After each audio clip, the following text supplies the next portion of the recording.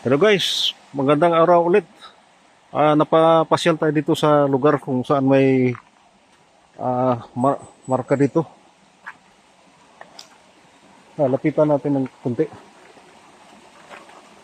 At tingnan natin ito. Kasi parang arrow, parang letter L.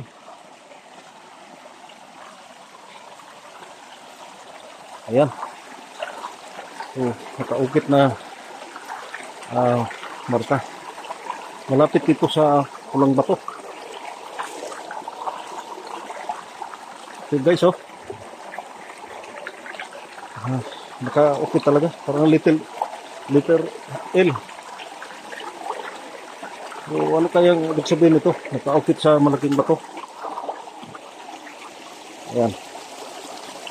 Malapit dito sa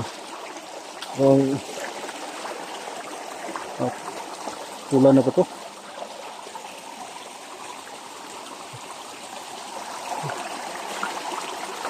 Hugis, letter L.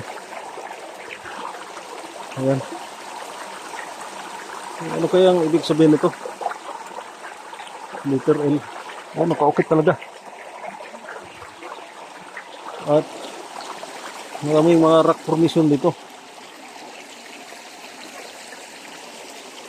So, siya lang ano dito, magkaiba na may litrang L o parang baliktad na letter L o arrow ba? Ayan nakaukit sa bato. Ayan. Ano kayang ibig sabihin ito guys?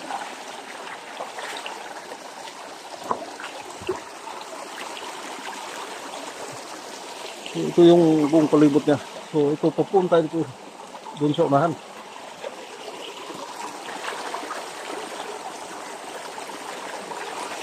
So, ito lang talaga guys ang maibahagi ko sa inyo kung ano ibig sabihin nito na litrang baliktad na L, parang arrow.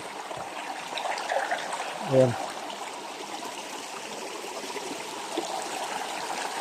At dito may dito may bilog na dinaanan ko.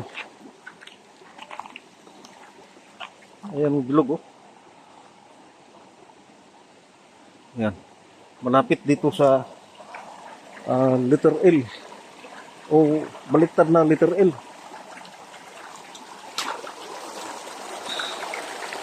Ayan.